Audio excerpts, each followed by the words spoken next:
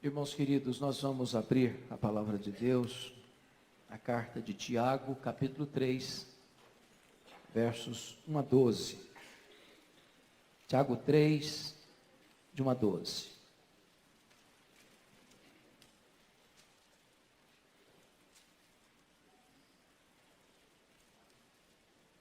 Tiago escreve assim: Meus irmãos, não vos torneis muitos de vós mestres, sabendo que havemos de receber maior juízo.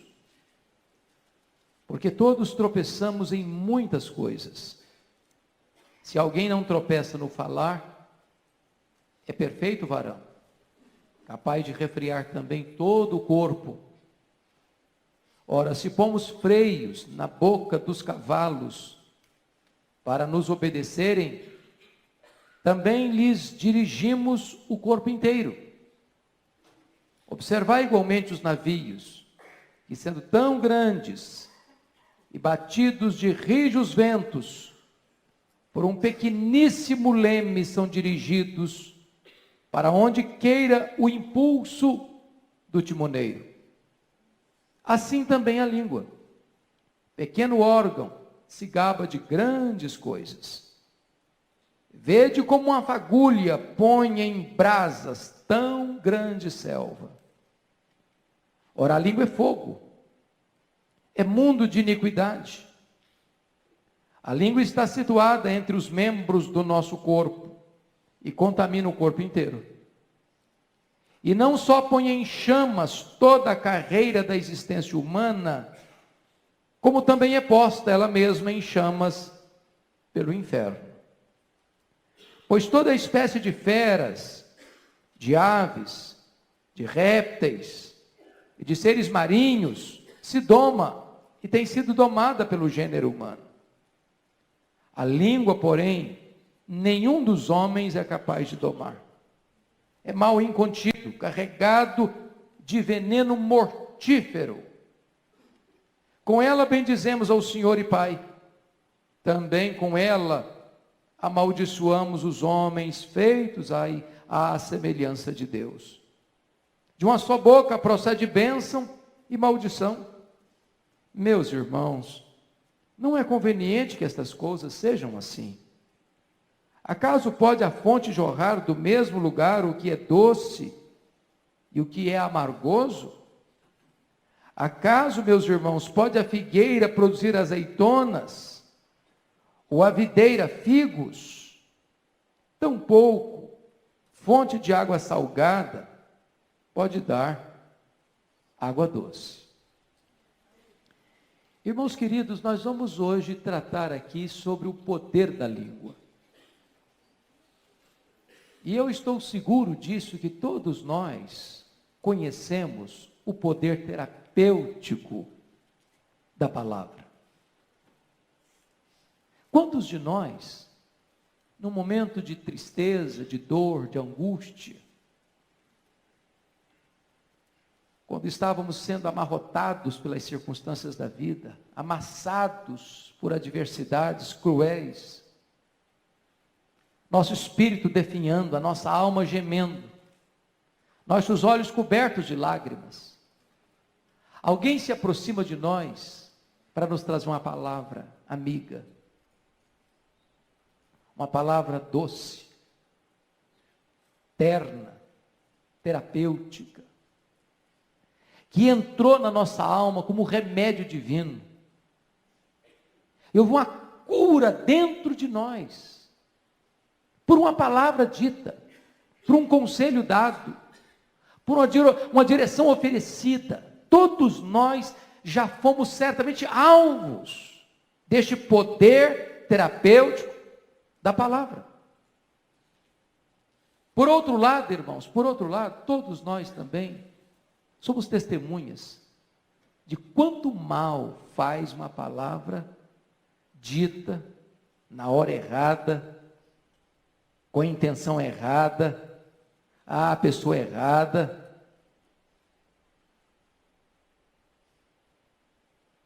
Em circunstâncias erradas, trazendo tantos estragos tantas feridas, tantos traumas, tanta dor.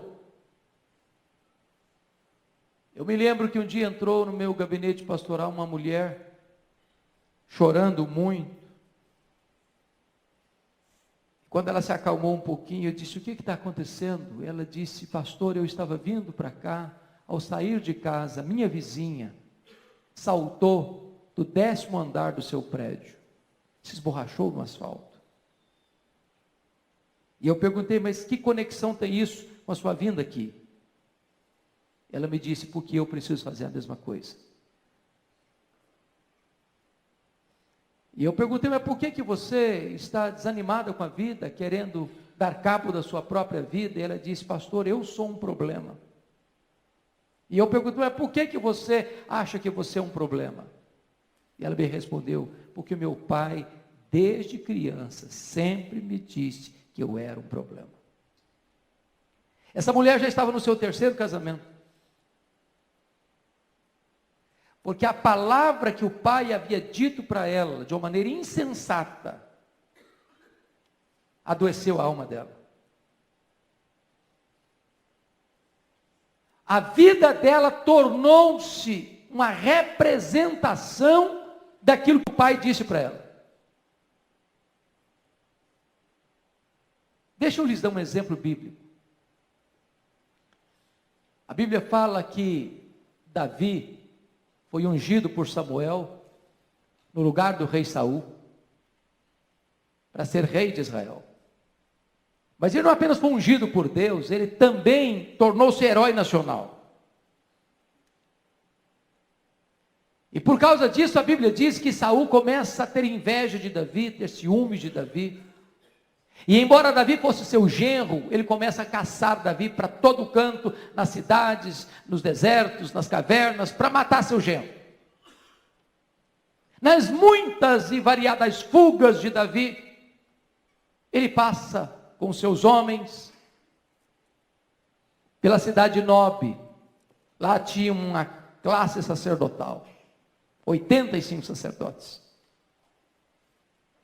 E Davi estava com fome, seus homens com fome, e não havia alimento ali, exceto o pão da proposição, que não era comum, um homem comum comer aquele pão. E o sacerdote resolve dar o pão da proposição para Davi e seus homens. Só que lá estava um homem aliado de Saul, chamado Doeg, que passa essa informação para Saul enviesada. Como se o sumo sacerdote estivesse traindo Saul, conspirando contra Saul, se unindo a Davi para tramar contra Saul. Essa notícia chega aos ouvidos de Saul de maneira tão distorcida que a Saul se enche de ódio. E ele vai com seus homens para Nob. Confronta o sacerdote. O sacerdote explica, mas ele não aceita. Então Saul, completamente fora de si, toma a decisão de matar os 85 sacerdotes de Nob. Seus homens se recusam a fazê-lo. Então Saul força o próprio fofoqueiro Doeg a pegar a espada e a matar os 85 sacerdotes. Crianças, mulheres, até crianças de peito foram assassinadas. Sabem por quê? Por um comentário malicioso, por uma palavra insensata, por uma maledicência. Irmãos queridos, hoje eu quero trazer aqui, à luz desse texto, alguns alertas para o meu e para o seu coração. A Bíblia chega a dizer o seguinte, lá em Provérbios 6, 16 a 19, que há 6 pecados que a alma de Deus abomina. E dentre os 6 pecados que a alma de Deus abomina, 3 deles estão ligados à língua. Por exemplo, a língua mentirosa, a testemunha falsa.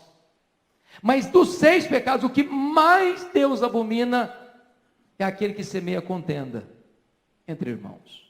Um comentário malicioso, uma maledicência, uma fofoca. Isso traz um estrago irreparável tantas vezes. É por isso que Tiago diz aqui no capítulo 1, versículo 27, o seguinte,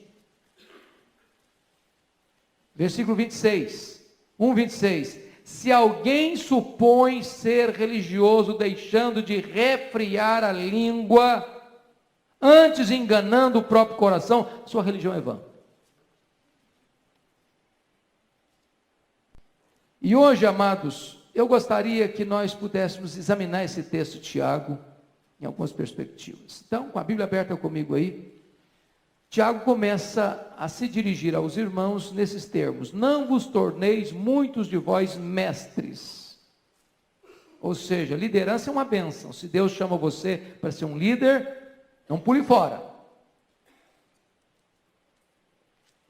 Mas não aspire os louros da liderança, pensando que esse glamour tornará a sua vida melhor.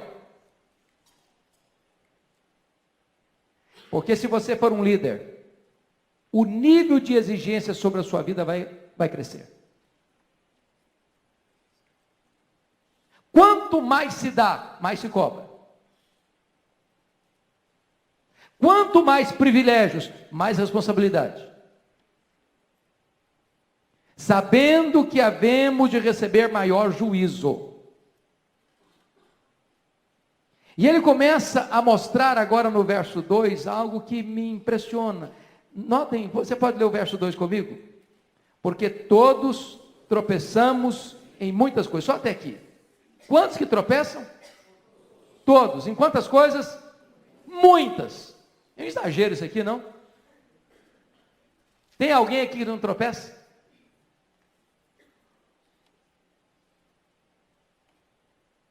Nenhum de nós aqui está fora do alcance dessa palavra. Todos nós. Todos nós temos a mesma estrutura. Somos barro. Não tem aqui ninguém no pedestal. Ninguém de tamanco alto. Ninguém olhando de cima para baixo. Ninguém melhor que o outro aqui. Todos nós tropeçamos, e não em poucas coisas, em muitas coisas.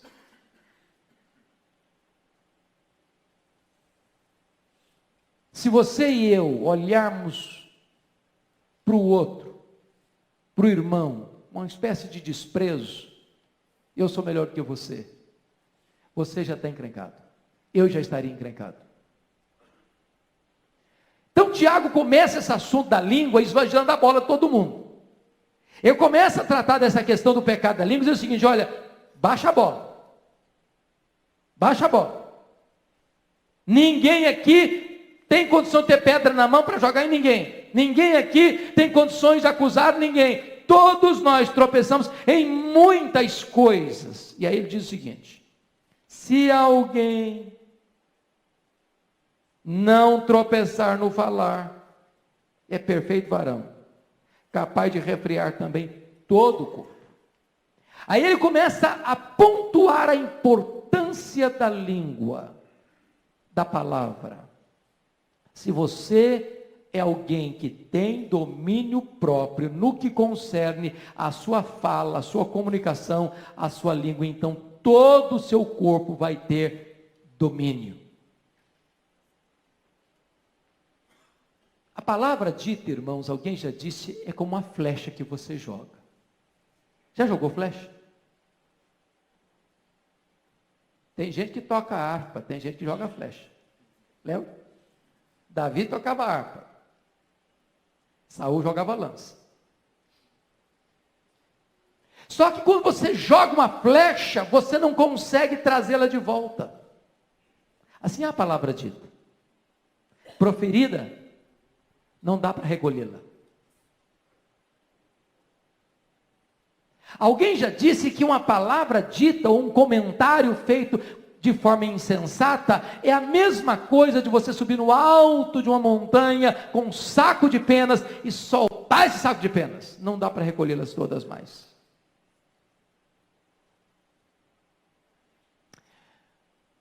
Daí, Tiago diz o seguinte: se você controla a sua língua, você é perfeito varão. Você controla o seu corpo inteiro. Então, Veja comigo, por gentileza, o que é que ele vai oferecer para nós nesse texto. Tem 3 linguagens, ou 3 figuras aqui no texto. Primeiro, nos versos 3 e 4, Tiago vai falar que a língua tem o poder de dirigir. Ele usa 2 figuras, o freio e o leme. Segundo, nos versos 5 a 8, ele vai dizer que a língua tem o poder de destruir. Ele vai usar de novo 2 figuras, o fogo e o veneno. E nos versos 9 a 12, ele vai dizer que a língua tem o poder de deleitar. Ele vai usar 2 figuras, a fonte e a árvore. Então notem isso. A língua tem o poder, primeiro, de quê? Dirigir. Vamos repetir comigo? A língua tem o poder de dirigir. Quais são as 2 figuras que ele usa? Freio e leme. Segundo, a língua tem o poder de quê? De destruir. Então vamos ler, vamos dizer, a língua tem o poder de destruir. Quais são as 2 figuras? Fogo e veneno. Terceiro, a língua tem o poder de deleitar. Ele usa 2 figuras de novo. Quais são? A fonte e a árvore. Vamos examinar esses 3 pontos. Primeiro lugar, queridos irmãos, primeiro lugar, a língua tem o poder de dirigir. Você vai ler comigo agora, por favor, os versos 3 e 4, com uma voz bem forte, bem animada, bem coesa. Vamos juntos? Ora, se pomos freios na boca dos cavalos para nos obedecerem, também lhes dirigimos o corpo inteiro.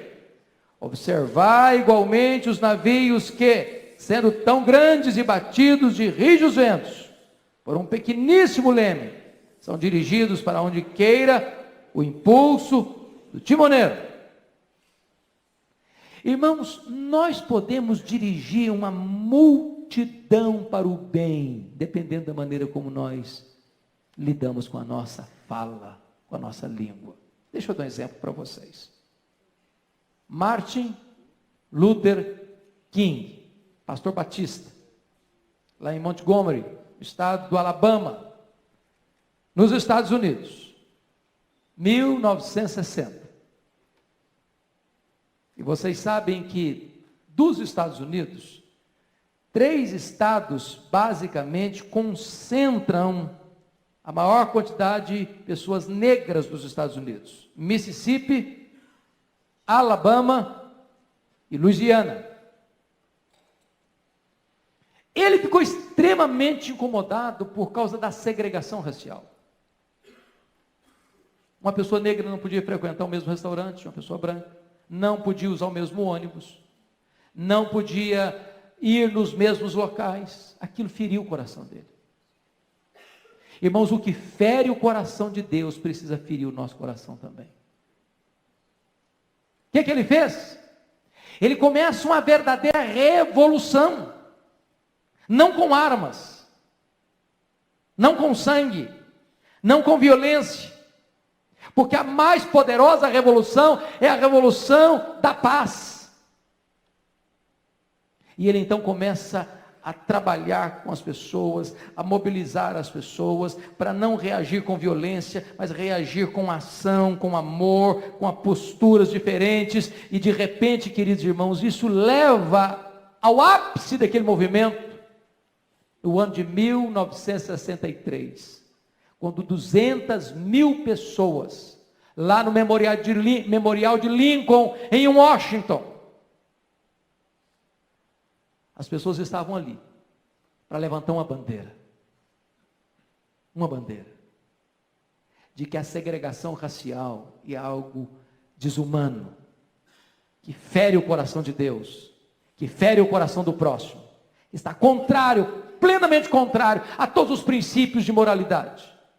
E ali no Memorial de Lincoln, Martin Luther King se levanta para dizer a célebre frase: eu tenho um sonho, que os meus filhos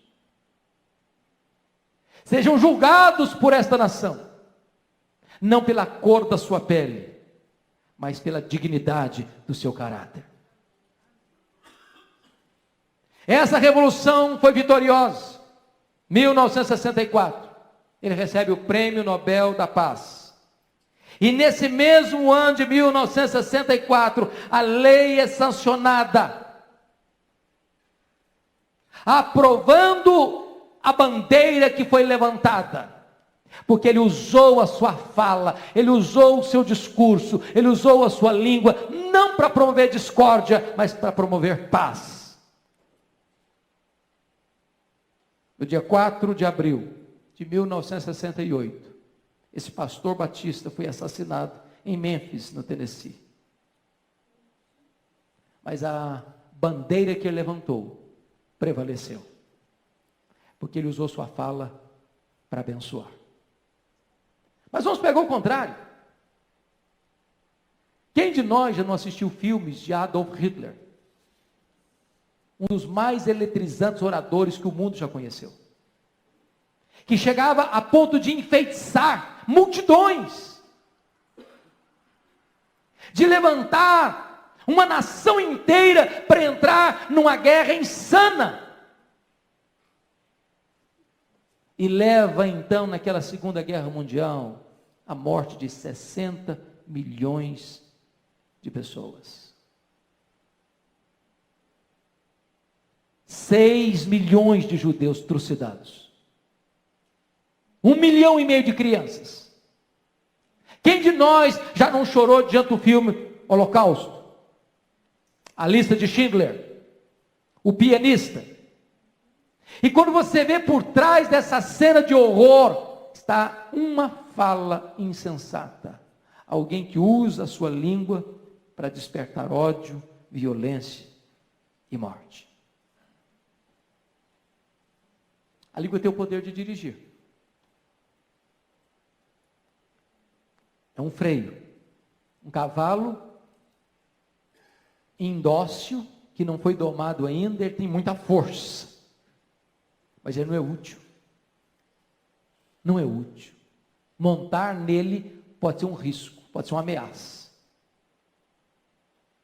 Quando você bota o freio nele, a força dele é domada. E você usa toda essa energia, essa força dele para o bem. Você pega um navio tão grande, batido por rijos ventos, um pequeniníssimo leme na mão do timoneiro governa esse navio pelas rochas submersas, pelos icebergs da vida, trazendo segurança para tripulantes, passageiros e a carga que se leva. E aí Tiago usa essa expressão. Assim como um freio governa um cavalo, assim como um leme governa um navio, nós precisamos governar a nossa vida pela língua. Porque se ela não tiver controle, vai ser um cavalo indomável. Se ela não tiver controle, vai ser um navio que se arrebentará nas rochas, trazendo grande desastre, grande destruição. Mas vejam comigo, irmãos, versículos 5 a 8, que a língua tem o poder de destruir. Você pode ler comigo, 5 a 8, vamos juntos de novo? Assim também a língua, pequeno órgão, se gaba de grandes coisas. Vede como uma fagulha põe em brasas tão grande selva. Ora, a língua é fogo, é mundo de iniquidade. A língua está situada entre os membros do nosso corpo e contamina o corpo inteiro. E não só põe em chamas toda a carreira da existência humana, como também é posta ela mesma em chamas pelo inferno. Pois toda espécie de feras, de aves, de répteis e de seres marinhos se doma, e tem se domado pelo gênero humano. A língua, porém, nenhum dos homens é capaz de domar. É mal incontido, carregado de veneno mortífero. Irmãos queridos, eu fui criado na roça e numa região de pecuária. E muitas vezes, já saí para apagar incêndio no pasto. Às vezes uma guimba de cigarro. Que você bota debaixo do sapato e aperta e ela apaga. Provocar um incêndio de proporção gigantesca. Você pega um palito de fósforo, risca, e você assopra, apagou. Mas isso pode provocar um incêndio numa floresta, e o corpo de bombeiro vem e se sente impotente diante de tão vasto e tão poderoso incêndio. Tiago está dizendo que às vezes uma palavra, um comentário, uma maledicência, uma palavra dita de forma insensata, tola, maldosa, criminosa, ela pode provocar um estrago inimaginável. Eu vou ilustrar isso para você. Eu acho que todos já leram, pelo menos, certamente já leram, o que aconteceu no dia 8 de outubro de 1871, na cidade de Chicago, às 20 horas e 30 minutos. Quando Dwight Lyman Moody fazia naquela cidade, do estado de Illinois, uma grande campanha evangelística. E houve um incêndio de tamanhas proporções em Chicago, que para vocês terem uma ideia, 100.000 casas foram destruídas.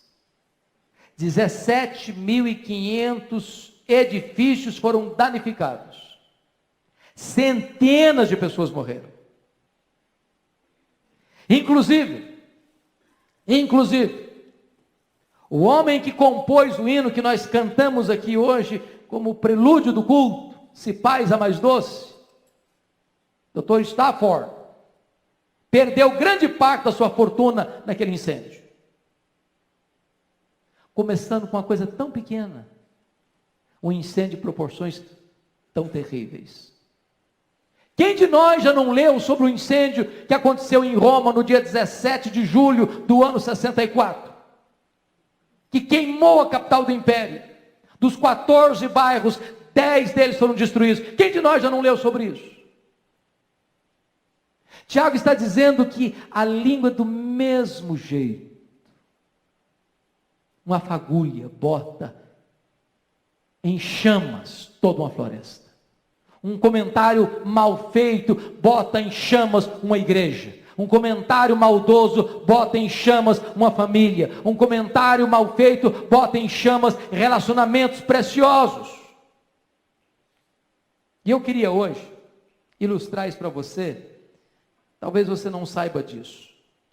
Eu queria que você atentasse para esse fato. Era o final do século XIX, na cidade de Denver, Colorado, Estados Unidos. 4 repórteres estavam lá, na estação de trem, porque chegaria ali um famoso senador da República, e eles então estavam planejando uma entrevista longa com esse senador. Ficaram muito frustrados porque o senador não chegou, ele não veio. E eles então, esses 4 repórteres, frustrados, foram se hospedar no Oxford Hotel daquela cidade. Beberam, se embriagaram naquela noite.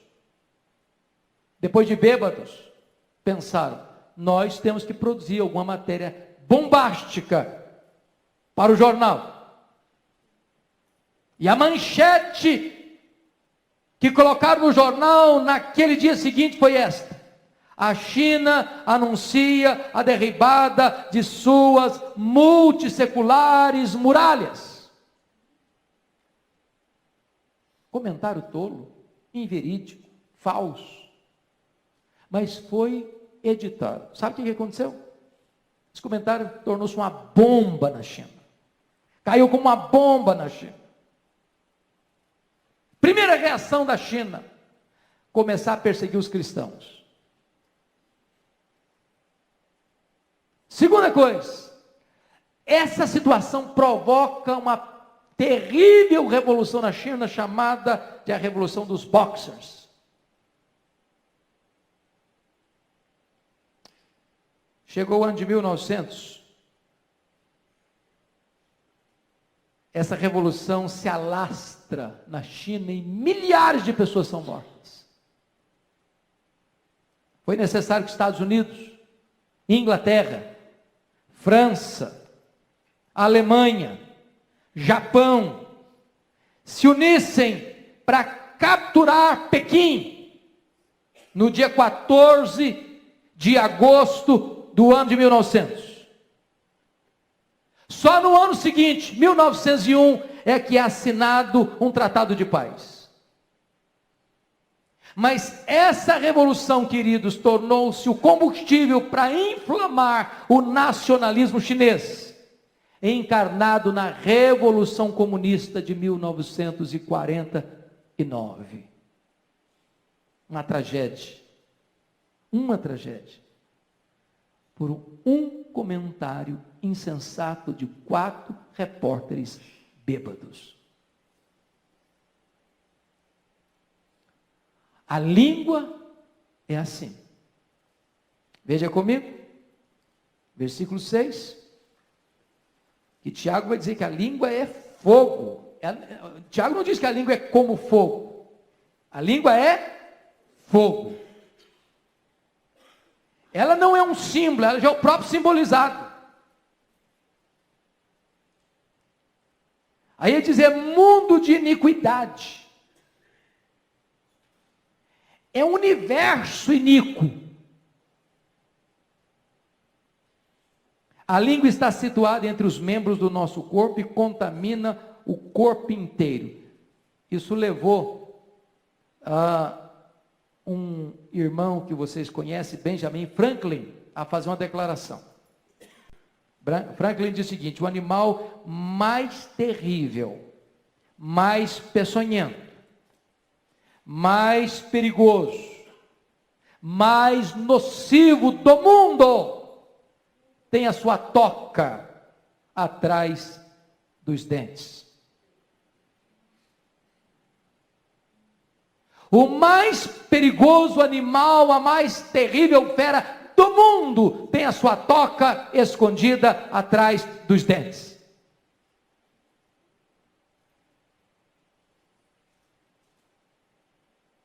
E chega no verso 6, ele diz que a língua contamina o corpo inteiro e não só põe em chamas toda a carreira da existência humana, como também é posta ela mesma em chamas pelo inferno.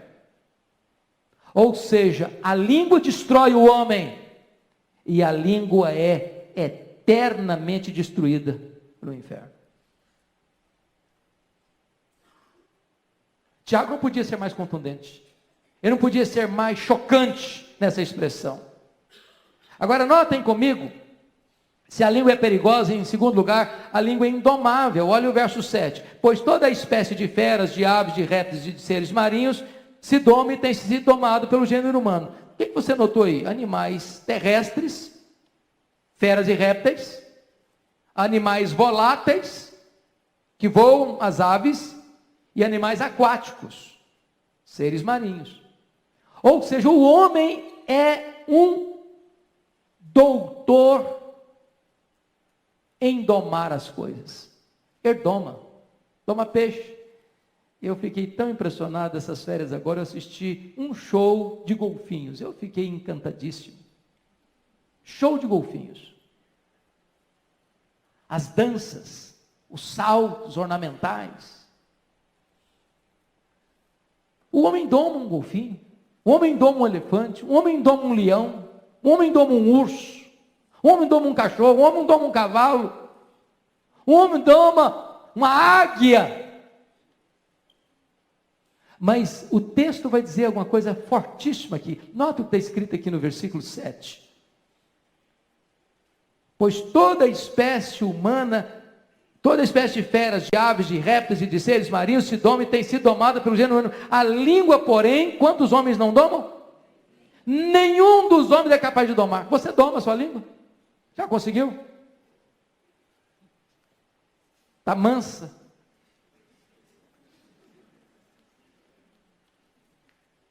Você tem dia que não fica surpreso com você mesmo, não? Você não fica escandalizado com você às vezes, não? Hã? E a gente fica escandalizado com os outros, mas tem hora que a gente se escandaliza, não? Meu, mas não é possível que sou eu. Mas isso não sou eu. É você mesmo. É você mesmo. O problema é que essa fera não conseguiu ser domada ainda.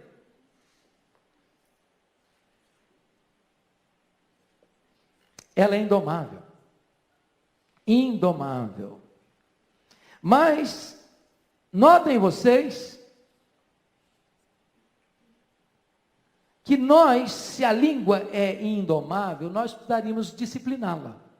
Botar freio, botar controle. E talvez nos ajude uma ilustração que é atribuída a Sócrates, pensador grego. Diz que Sócrates costumava usar 3 peneiras quando alguém ia fazer um comentário maldoso com ele. Quando a pessoa ia fazer algum comentário com ele, ele falou: olha, você já passou que você vai me falar por 3 peneiras? Mas o que é isso? Primeira peneira: é verdade o que você está falando? Bom, me falaram que é. Bom, então, se falaram que é, quero saber se você sabe. É verdade?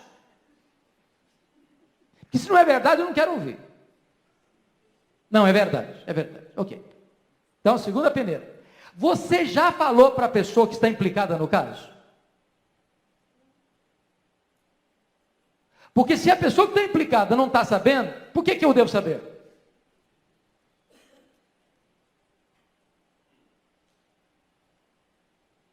Terceira peneira: o que você vai me falar vai ajudar a resolver o problema? Eu acho que se nós pegássemos essas 3 peneiras, nós iríamos cortar na raiz muitos comentários maliciosos que nos são trazidos.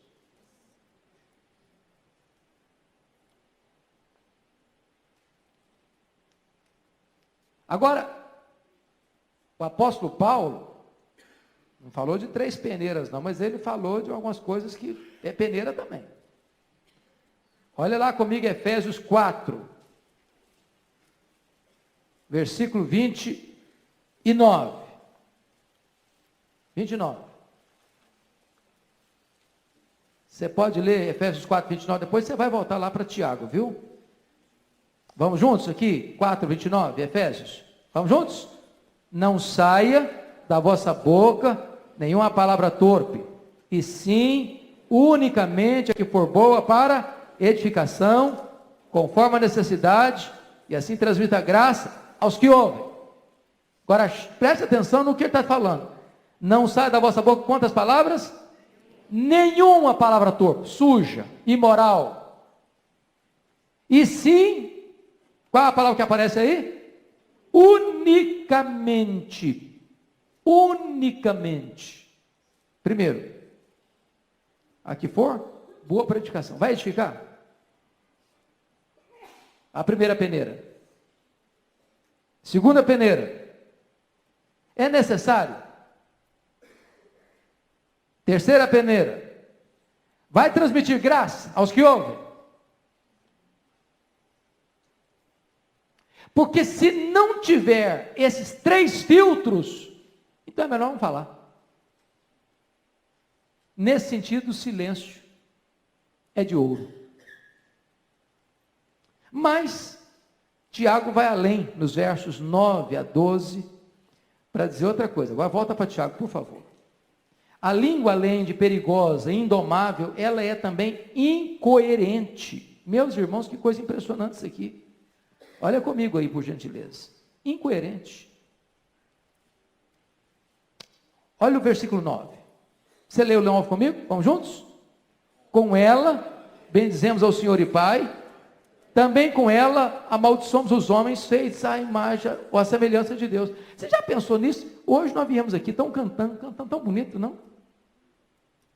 Aí a gente adora a Deus, oh, que coisa linda. Com a mesma língua, acabei de adorar a Deus, de louvar a Deus, ali no pátio, ali na porta da igreja. Fala mal do irmão. Com a mesma língua. Olha que incoerência. Eu sei que vocês são crentes, não fazem isso.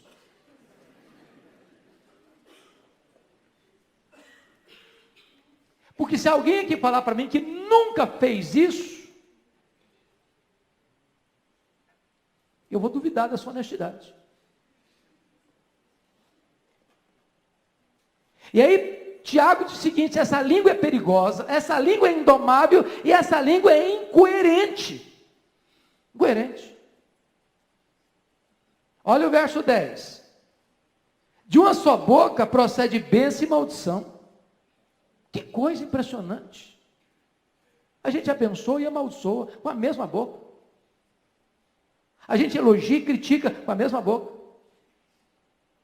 A gente encoraja e desce a lenha no outro com a mesma boca.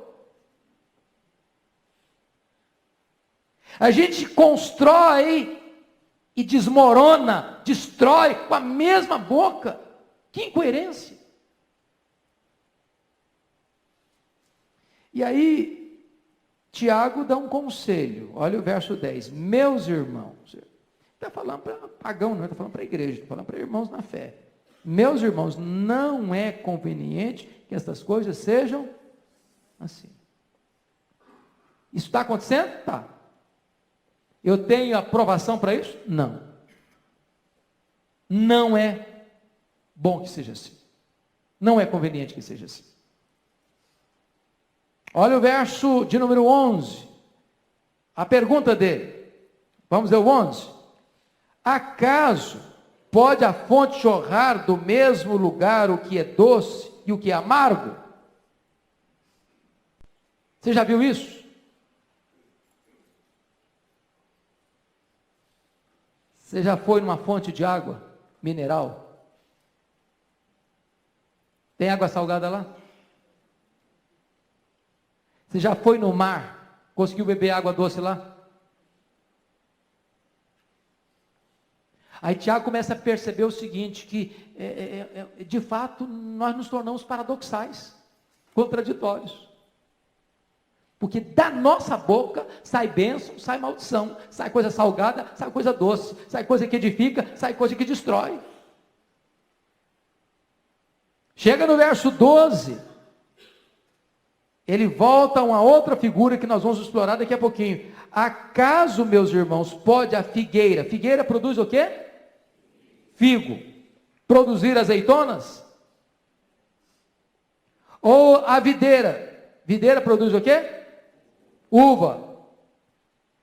Ou a videira produzir figos? Você já viu isso acontecer alguma vez? Tampouco fonte de água salgada pode dar água doce. Você não chega no mar e bebe água doce.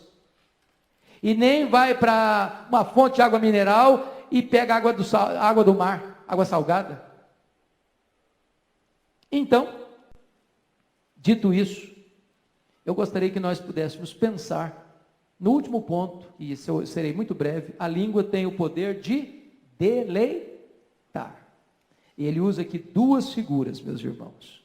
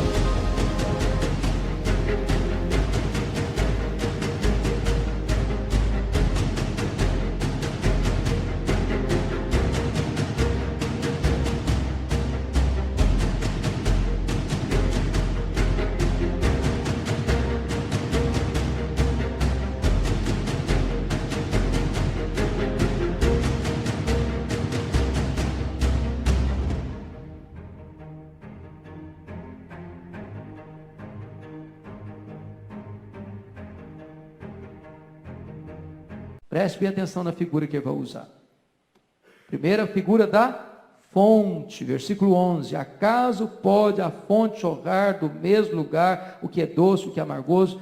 A nossa língua pode ser uma fonte de água doce. Pode ser. Você ser um pacificador, você ser um encorajador, você ser um intercessor. Uma pessoa chega para você, você tem uma palavra boa para dar, uma palavra de encorajamento para dar. Pode ser. Fonte, pense comigo, lá no contexto em que foi escrito, do Oriente Médio. Lugar seco, muitas vezes deserto. Uma fonte era um lugar de esperança, onde as pessoas cansadas chegavam, se dessedentavam. Era vida. Lembra da história da Agar, no deserto?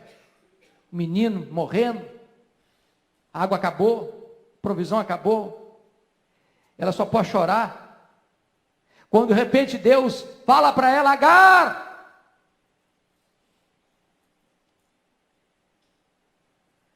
Ela escuta o nome dela, porque quando ela foi despedida da casa da Sara, ela não tinha mais nome. E aí, o menino já estava no CTI, à beira da morte, debaixo de um arbusto seco, um deserto causticante. Deus mostra uma fonte, e o menino vive, ali o menino casa, ali o menino vira uma nação, porque onde tem fonte, tem esperança, tem vida. A sua boca é uma fonte que traz vida, que traz deleite, que traz refrigério. Mas ele usa a figura da árvore. Olha aí comigo, por favor, o versículo 12. Acaso, meus irmãos, pode a figueira produzir azeitonas e a videira figos? Tampouco fonte de água. Pega a ideia da árvore. A árvore produz o quê? Fruto. E fruto significa o quê? Alimento. Sustento. Mas fruto significa mais delícia, sabor, gosto. Forever lover.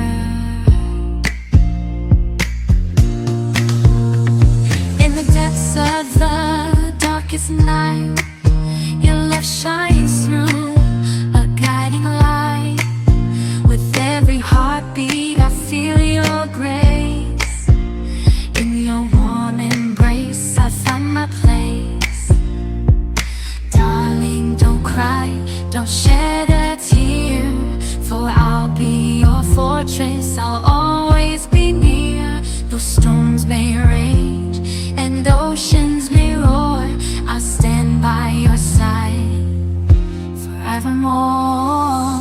Through the trials and the tests we face, our love will endure, it cannot be erased. So dry your eyes, my love, and take my hand.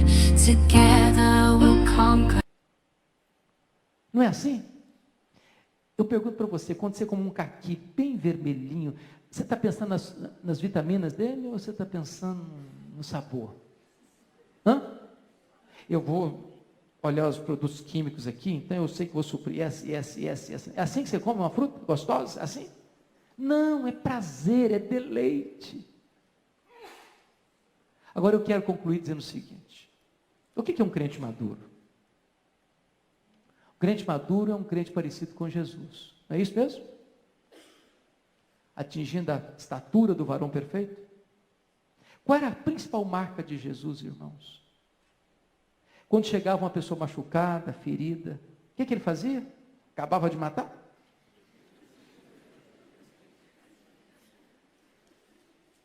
Não, ele não esmagava a cana quebrada, ele não apagava a torcida que fumega.